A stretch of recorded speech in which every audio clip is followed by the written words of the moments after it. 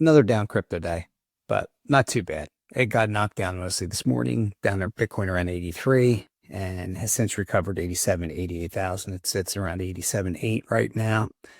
A lot of the altcoins got hit earlier today too. They've recovered slightly, and we just have a lot of fatigue in the market.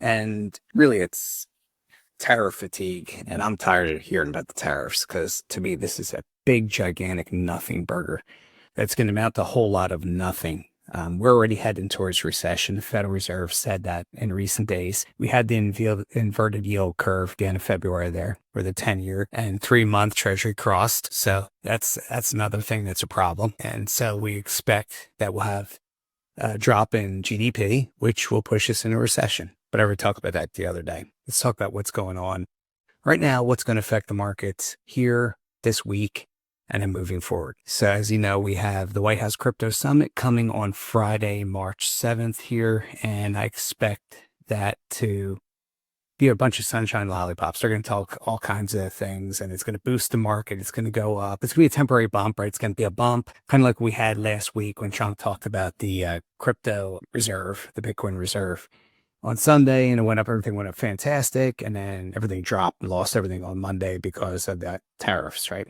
Timing. Maybe he did that to protect cryptos a little bit. Don't know. He does want the crypto space to flourish for sure. But the stock market's got hammered today, down $670.25, 670.25. The Dow was down, and gold was up $24.24. Up to $2,917.24, and silver was up 29 cents, up to $31.97.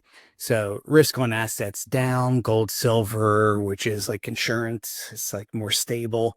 Those things are up a little bit. I do expect silver to continue to climb here. Gold may drop in the shorter term, but may recover as well. Depends on what goes on with the Fort Knox audit. What we see there, if we see nothing, it'll drop. Gold will drop. If we see there's less gold than we thought, gold will skyrocket. Pretty much, par for the course of what's going to happen there. So who knows what's going to come of it? We don't know. Gamble one way or the other. It's gamble.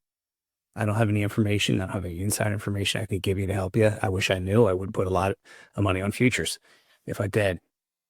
The one thing I can tell you though is typically, and this is the way the crypto space goes, when you have good news comes out, it bumps up, it lasts a little while, and then either loses full momentum or some bad news comes out.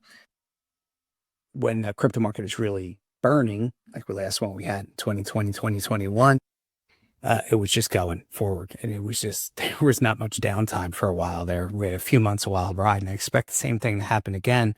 But we just have so much volatility and so much uncertainty in the world and in the markets right now that just expect it to be chaotic. Things are going to be volatile. Some things will go up, some things will go down. But I want to give you some cryptos that have fared extremely well in comparison to other cryptos with this up and then downturn.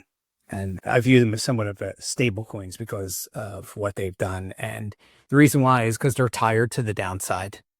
They don't really want to be going down anymore. There's too much bullish news in around these particular cryptos. There's 5 different ones I'm going to give you that if you're going to buy, these might not be bad ones. Not investment advice here, but they might not be bad ones to put some money in if you're worried about more volatility to the downside, because they're going to be at reduced risk of volatility to the downside. Not that they won't go down, but they may go down less than the other ones.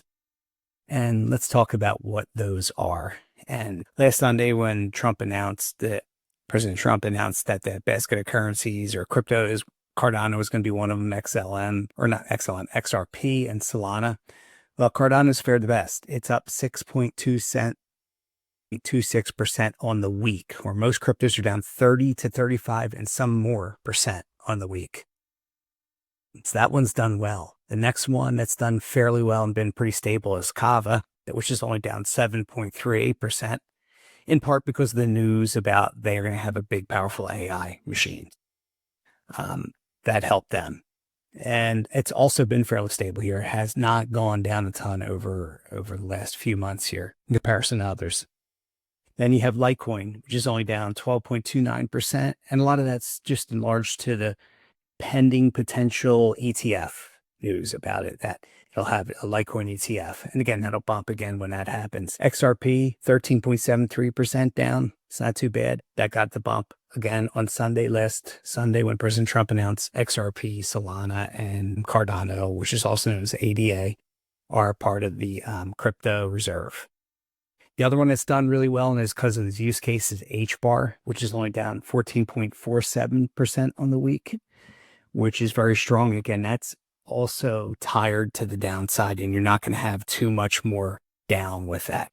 It's been solid. It should continue to grow. That's one I expect to actually take off quicker than some of the other ones. Other ones have done fairly well over the past 3-4 months, have been like SUI. That's done pretty well for the most part. Doge has held its own, but they're still down 30-35%. XLM down 25%. Ondo Finance down 27%. Nalgorand down just about 31%. So all those are down a bit more. They aren't quite as tired to the downside as the first 5 I gave you. But those are the ones that have done well. And luckily, they're nice parts of my portfolio, which has helped stabilize it and stop the bleeding so much. But that's where I think we can expect a little bit more to the downside in the next day or two, and then upside Thursday, Friday for the crypto summit at the White House Crypto Summit. And I think that'll run into the weekend of bullishness. And we'll see what goes on next week, because there could be more chaos. Of course, there could be more chaos during the weekend as well.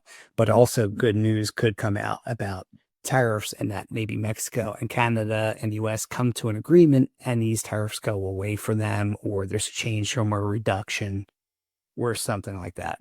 But right now, the tariffs are in place, and I believe they were as of midnight last night with Mexico, with Canada, and I believe a 10% tariff on China. And that one would be substantial. Like the one on China would be the most, just because we bring in so many goods from China. So that's pretty much what's going on in the market today. Expect volatility. It's going to be more, and we'll see what goes on there. Catch you guys in the next video.